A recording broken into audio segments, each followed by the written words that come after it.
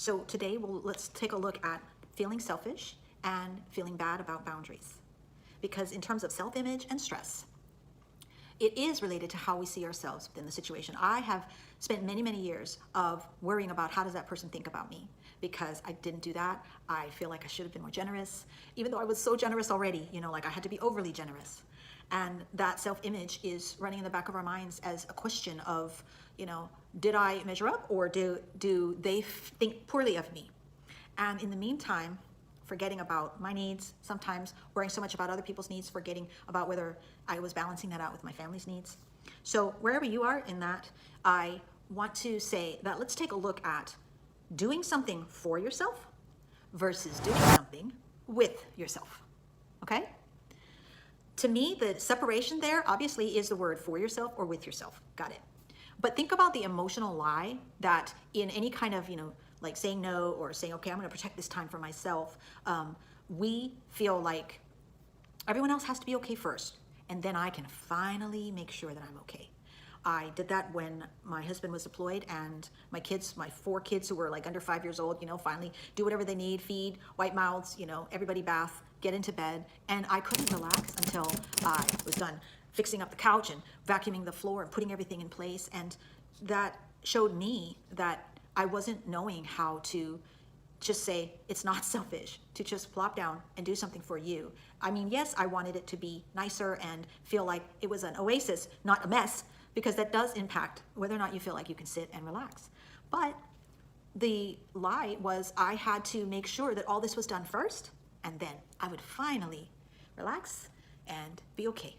So as far as self-image goes and the stress involved, I really think that a lot of my own was very self-induced, very much pushing myself and not feeling like I could do something for myself. Yet I did eventually learn how to do things with myself. What is the distinction there? Well, think about this. So when that emotional lie flares up, it's basically making me fear that I'm not doing enough. Like I have to stack it up this much, because then I can say, okay, I can guiltlessly ask or claim some time and space for my own comfort, my own happiness.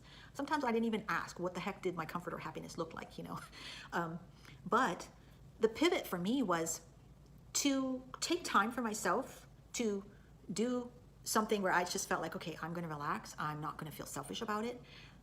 I had to realize that my generosity wasn't being cut off. That generosity is so important to me, and I think it is for most people who are givers and servants at heart. They want to have a willingness, a generous willingness. Use me, lead me. I'm willing to make a difference and bring value into the experience that I happen to be exposed to. And so for me, it was realizing that I was having a hard time being that same generous person with myself. I basically used generosity as a way of chasing worthiness or permission to finally be okay with myself.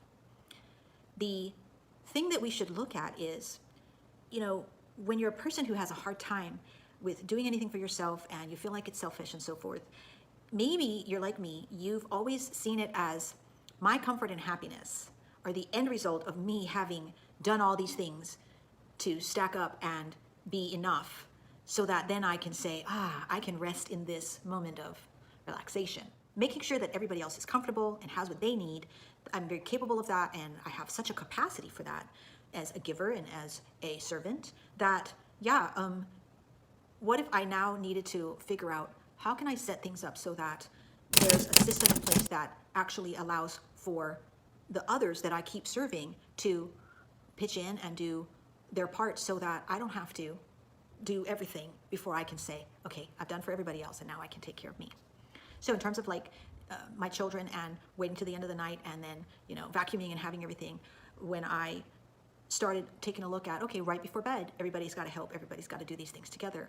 That was a way for me to finally say, I'm going to ask for them to contribute. And in doing that, I wasn't waiting for, let me do all of that for them as well. And then, okay, now I can finally relax. So when I could say goodnight to them, I could come out and it would be a little less chaotic for me to look at. But also learning to say, I can let the dishes soak in the sink and I can sit here, because I did start to pivot it toward not just saying I'm going to do this for myself. I knew on an intuitive level that I needed to do this with myself. I needed to take time to be with me.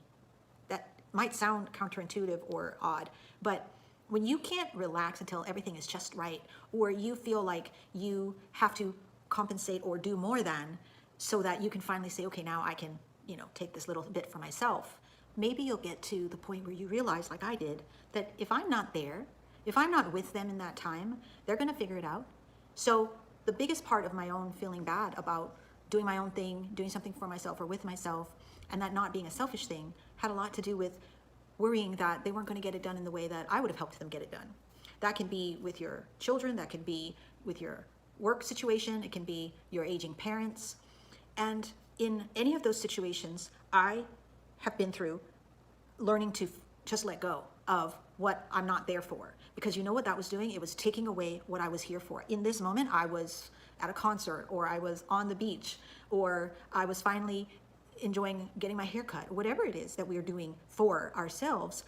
I wasn't really there. I wasn't with myself, because I was very much worrying about whether that person at home that I'd left behind, or whatever, my husband or whoever it might be, was enjoying themselves.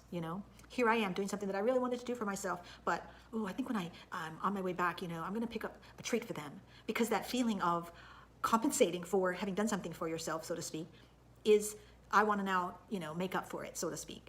So in that self-image and stress, the part that is stress has to do with, can I be with myself, enjoy myself, not seem to feel like it's guilty or it's selfish, and in that being with myself, make sure that I don't miss out on everything that came together so that I can be blessed. As much as we're willing to give to others and bless others, we have a harder time with receiving and saying thank you for all the things that came together so that right now I'm here. And if we're not really here, mind, heart, and spirit, like soaking it in, breathing it in, we are missing that blessing for ourselves in its fullness. So while I felt like this particular subject was about capacity, we have the capacity to give, and we feel like it's selfish if we somehow don't always do that. The flip that I realized for myself, and that I hope to encourage you, is we have to equally turn that capacity toward ourselves and say, I have the capacity to fully experience this, just as much as I'm able to fully give others, so that you can receive and experience that for yourself. It's not selfish, and there might be times when you notice, oh, here I am feeling guilty, about being in this moment, but it's okay. Take a look at that and be like, there's that little nagging, but try to bring yourself back to being in the now. Breathe it in, really feel like you're soaking in that moment. When I've done that in more recent years, I literally can return myself to that moment, because I really feel like I actually soaked it in. I can remember how I felt. So even after the fact, I notice how much I really was there in that experience. And that's just what I want to leave you with. In struggling with your self-image and the stress that comes with worrying that you're being selfish in anything that you are doing for yourself, or saying, hey, I'm going to just kind of protect some of my time, that not feel bad about that sense of boundary. Take the time to really notice that in doing that, you're not just doing something for yourself, which tends to make us still think that we're kind of in that selfish mode, and try to be more fully doing that with yourself. Once you make a decision to go do something that you've been wanting to do, or take some time for yourself in however you like to do so, then try your best to say, okay, I'm going to own it, and I'm just going to be with myself in this. And in being with myself, I mean that fullness of mind, heart, spirit, and the expansion that happens. It's a greater capacity, obviously, to then give. That whole idea of, you can't give to others what you won't give to yourself. I think that was my big aha. Oh, that's what this feels like. That I could not give completely and as fully to others until I started to stop feeling so selfish about giving to myself, and not in the sense of giving to myself, but being with myself. So I think I've beaten that to death. I hope that it has given you some pivots and some things to allow yourself to play around with and try out for yourself. And in our final episode next week, I'm going to be looking at feeling worthless, that feeling of being undervalued and overlooked, and wondering if you matter. Another big one that's kind of in the back of our minds. It's not petty or frivolous to be worrying about these things. It means that we care a lot. So we'll be looking at that in our final episode. And until then, I hope you will be well and take care.